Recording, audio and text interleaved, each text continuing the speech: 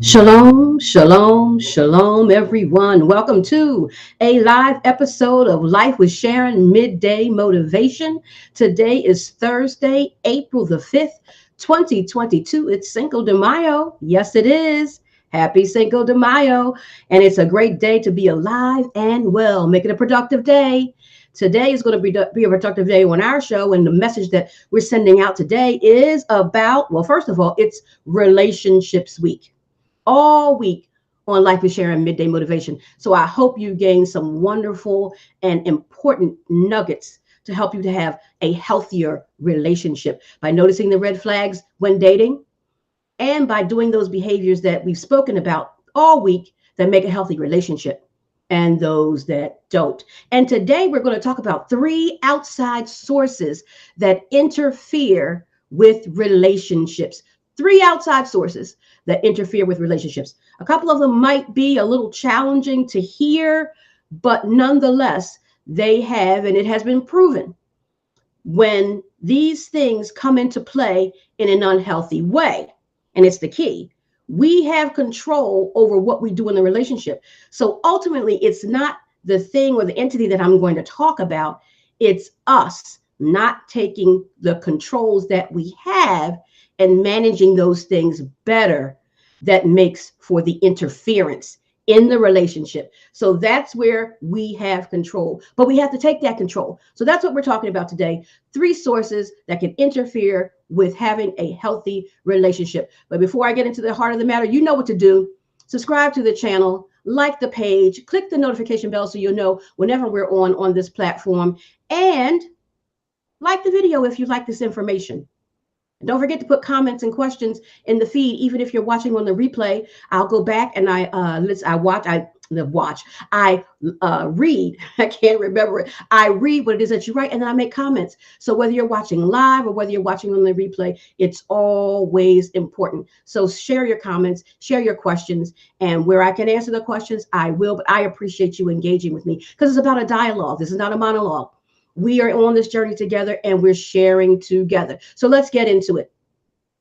3 outside sources that interfere with having a healthy relationship. Number 1, and these are not in any particular order, but number 1, social media, what we're on right now.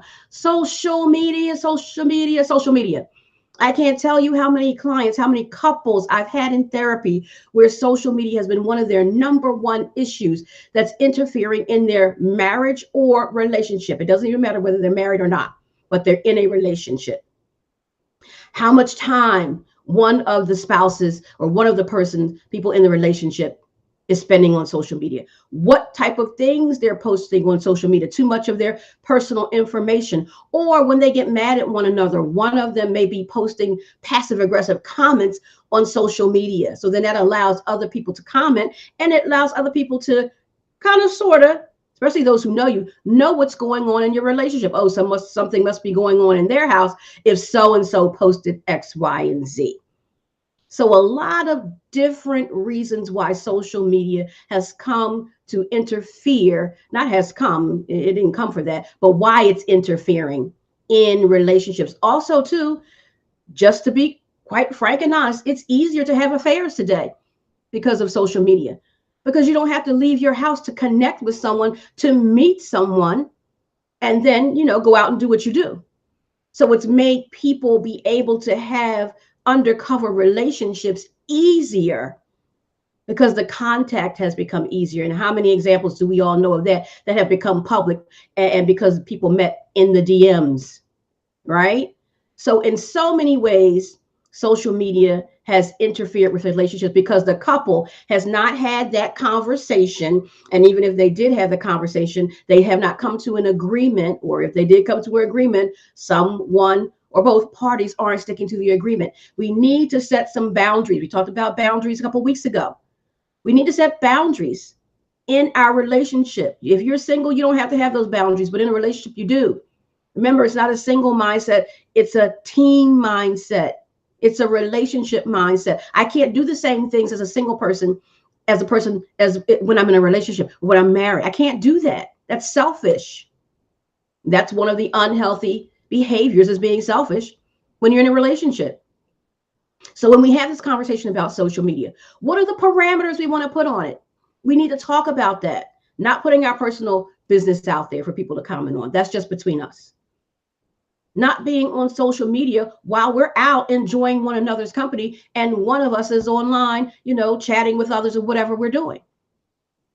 And we're sitting at a restaurant talking or in a movie theater or we're seeing a play, whatever we're doing, and you're on your phone, you're not even enjoying my company or what it is that we're doing. We could have stayed home for that. And it's rude. So the amount of time we're putting into social media when we're supposed to be in the presence of the person who we say we love, we care for, we want to spend time with, quality time. It's taking away from quality time in that relationship. So what we're posting on social media, how personal we're getting to allow other people to know certain things because of our passive aggressive posting, because that's what it is. When you go post something online, as opposed to dealing with that person with it, whether it's come to the conclusion you want or not, it's passive aggressive to post something negative online as opposed to working it out with that individual. And how much time we're spending on social media and what we're doing on social media. Meeting other people that's unacceptable, that we've agreed upon, that you're not going to have friends of the opposite sex, you're in a heterosexual relationship, or you're not going to have friends of the other partner of the opposite. If this is what we've agreed upon, then I can't do that. And you can't do that. We have to stick within the boundaries of our relationship. And when we don't, as it relates to social media, it's a problem. And it's come to be one of the main issues I have found and am finding with people in these modern day relationships and marriages. So be mindful of the snare. That's what it is. Be mindful of the snare of social media if you're in a relationship. Social media is fine, but you got to put boundaries on it. And then you have to put boundaries on yourself to stick to the guidelines that you make in that relationship regarding social media. And so tip number 2, the second reason is work, church, organizations, activities, hobbies. I'm putting all of those in the same category. Now, none of those in and of themselves is a problem.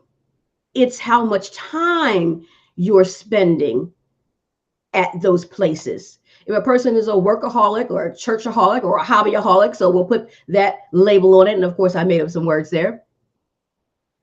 If a person is spending too much time, and you guys in the relationship have to designate what's too much time. If you're spending days at the office and not enough time at home with your mate, that could be a problem. And when I say days, that doesn't necessarily mean overnight, but 12 and 15-hour days. Well, how often do you see your mate? Relationships have to be nourished, because when you were dating, you were nourishing the relationship, hopefully. And that's what made it feel good, because we were present with one another. We spent time with one another. Then we start getting into the longer term relationship or the marriage. And now we're not doing those things that brought us together in the first place. And we expect it to still work out. It doesn't work like that. What held it together in the beginning needs to remain. Yes, the relationship evolves because we evolve as individuals, but we still need to nurture one another by spending time with one another. What's the point of being in a relationship if you're not going to be with that individual, if you're going to spend more time elsewhere? So that means you're in a relationship with that other thing. Doesn't have to be another person. It's still a relationship with that work, with that church, with that hobby, with that activity of interest. So that needs to be talked about too. Early on in the relationship. So how much time does this take out of your life? How much time does work, church, hobbies take out of your life? So I can know, so we can talk about it if it's a problem. Or what do I foresee down the line? Now, of course, we know at any given point in time, we might have to spend more time at work. But say for some companies, the beginning of the month or the end of the month is, a big time for the finances. And so that has to be resolved and moving into the budget of the next month. And so, but that should be the exception and not the rule. And so we know that there's times of exception. Maybe during holiday times, we have to work more because of the nature of our jobs. We understand that. That is to be expected. Still needs to be talked about, though, so we all know and we're on the same page. But again, that should be the exception, not the rule. But everything needs to be discussed. That's why communication is one of the foundations, major foundation of relationship. We don't do enough communicating. If we communicated up front about some things, we would have less back end trouble, less arguments and stress on the back end, because we just communicated in the beginning. And so now we are on the same page. We understand one another and we're moving accordingly. So be mindful of how much time you're spending outside of the home, at work, at church if you go, or whatever your place of worship is, your activities of interest, your hobbies. Make sure that it's balanced and that you're maintaining that nurturing relationship that you started in the beginning with your mate. So that's number two. Number three. I might get some pushback on this one, but nonetheless, I see it as a problem in my profession, with couples I see, and in personal lives of people who I know. Family, friends, and children. Putting all of them on the same line as well. Family, friends, and children. With family and friends, how much information are you sharing about your personal relationship, your private relationship with your mate? And who are you sharing that information with? Everybody doesn't need to be in your relationship, because everybody has an opinion. That's why social media doesn't need to be in your relationship. You open it up for comment to everyone. Same with family and friends. If you don't tell them, they can't have a comment about it. And some things need to remain private, but you and your mate need to talk about that. Who do we go to when we're having challenges in our relationship? You need to sit down and discuss who are the few people, that you both trust, who are going to give you wisdom, not just emotion, wisdom about your relationship. And those people are the only people you go to. Everyone else, everything is good. Whenever they ask, everything's good. We're doing well. They don't need to know the ins and outs of the challenges, because what may work for them might not work for you. And they're telling you their stuff, or how they solve their issues, or how they have not solved their issues, because every relationship has problems. And it's not saying just because I have a problem in my relationship that I don't have the wisdom for you, but am I the wisdom for you? You really have to know. And again, that's why you come together and talk about the people in your lives who are already doing it well. You know how we hang out with like-minded people, or people who are going places where we want to go? Same thing if you're in a long-term relationship or in a marriage. Who's doing it successfully? They probably know some things and they're more seasoned. And they can tell you, this is what happened with us and this is how we handled it. But these are the people that you've agreed upon. This is your wisdom council, your relationship wisdom council. Every relationship needs one. And those are the people who you go to exclusively. Women, stop telling your girlfriends your business in your relationship. Stop doing it. And guys, if you're doing it, stop doing it too. But more notoriously, we know, and this to be a generalization, that females tend to do that. And they're getting all kinds of emotional advice. Girl, you need to leave him. Or girl, I wouldn't put up with that. Well, all kinds of, we've all heard it. But that's not wisdom for you. And many people may be talking about an experience they have never even had. So how are they going to give you that wisdom? Not that they don't have some wisdom, but is it the wisdom for you in your relationship? So sit down with your mate, talk about who will be on your relationship wisdom council, and go to them only. Even if you go as an individual to speak to someone, one of those people, or you go as a couple, you guys set the boundary and stick to the boundary. A boundary is only good as when we stick to it. It's not a boundary if we're constantly crossing it ourselves, but that's the discipline that we need to have to maintain the boundary we set on ourselves. So make sure that you're having the conversation in the beginning Who are the people who are on our wisdom council that we go to when we may be having some struggles in this relationship? Every relationship has struggles. Every relationship needs a wisdom council. So have that conversation if you haven't had it already. And if you're doing some of these things that I'm talking about, the good news is you've been blessed with a fresh 24 today, so you can make an about face. You can do something different. You can use some of these wisdom nuggets and make a change. You have the control over you to make a change. So each of you come together and say, listen, let's do some things healthier in this relationship. I noticed this, I noticed that, and be able to hear from one another, because it's for the betterment of the relationship. Remember, it's not I, it's we. It's not me, it's us. The greater good. So that's family and that's friends. Also, too, not just the amount of information you're sharing, how much time you're spending. Same thing, how much time you spend on social media, how much time you're spending at work and those other activities. Well, how much time are you spending with friends and family? Yes, we need to spend time with friends and family. We don't give them up, but there needs to be a balance. So that needs to be discussed as well. What's a healthy amount of time that now we both have to spend with our families, because we've come together, but our families still exist and they need to. They're a part of our support system. They're part of our network. They're part of us.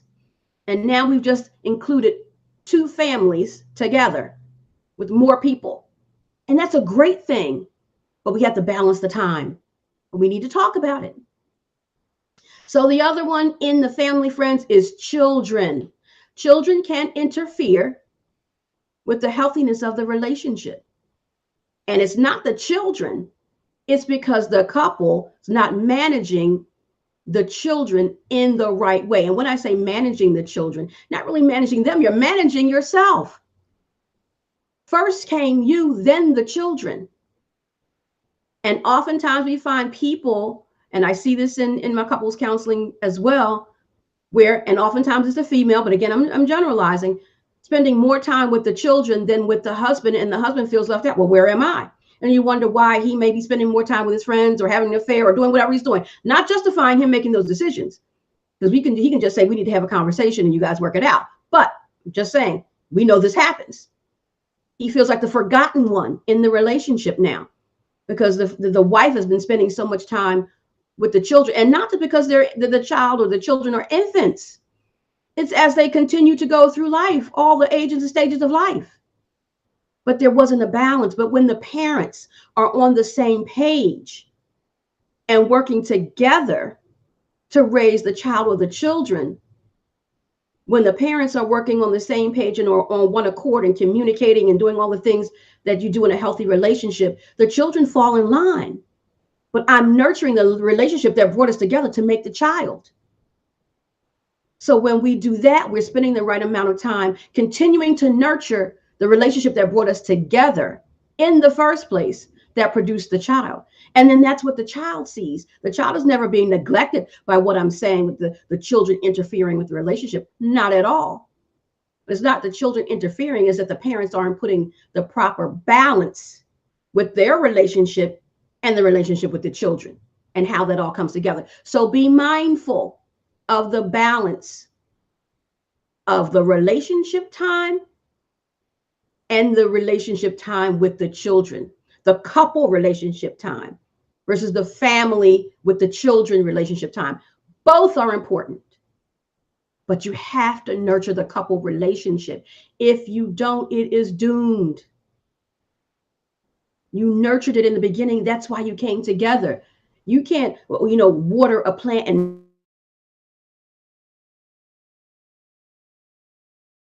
it's not going to do that. It's going to die. And we are the same way. Our relationships will die for lack of nurturing, lack of watering.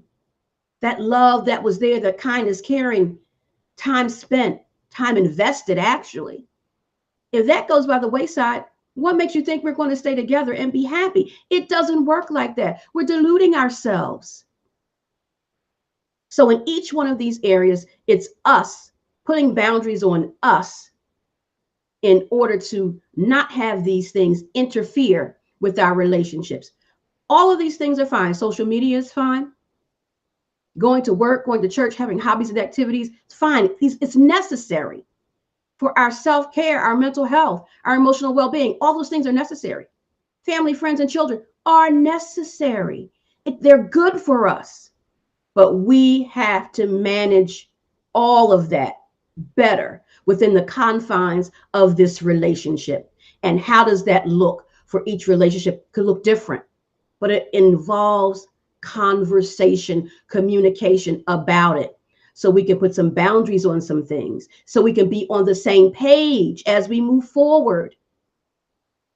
And that will cut down on some of the relationship stress, some of the problems, some of the arguments, some of the back end stuff that happens because we haven't communicated about it in the beginning, or when we knew this relationship was starting to have some legs.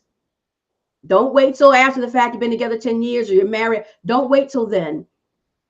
We know when we're getting into an exclusive relationship and things are moving toward marriage, if that's what we want. And we need to start having the conversation about the serious issues.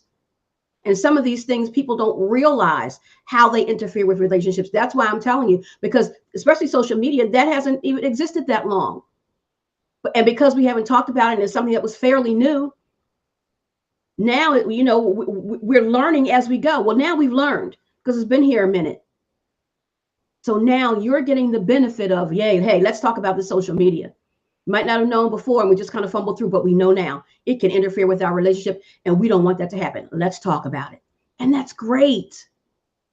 So those are the 3 tips for today of the 3 outside sources that can interfere with relationships if you don't manage it. It doesn't have legs until you allow it to have legs to get in, but you have the control to manage that. So that's social media, that's work, church, outside activities, hobbies, all on the same level. Organizations that you belong to, it's how much time you're spending doing those things. And family, friends, and children, all of which you have control to be able to manage. So that's our show for today. Tomorrow, we're going to talk about 5 reasons couples clash. 5 reasons couples clash. So join me tomorrow for another live episode of Life with Sharon, midday motivation for 5 reasons couples clash. Before you go, click the notification bell, subscribe to the channel, like the page, and put any comments or questions that you care to on the feed. I thank you so much for joining me. Thank you so much for engaging on this platform with me with the shows that we do. I truly appreciate you, whether you watch live or whether you watch on the replay. It all matters, and I appreciate you. This information is relevant morning, noon, or night. Just watch it and grow. Share the feed so someone else can grow as well. All right, I'll see you tomorrow for 5 reasons why couples clash. Have a great day. God loves you. I love you. Shalom.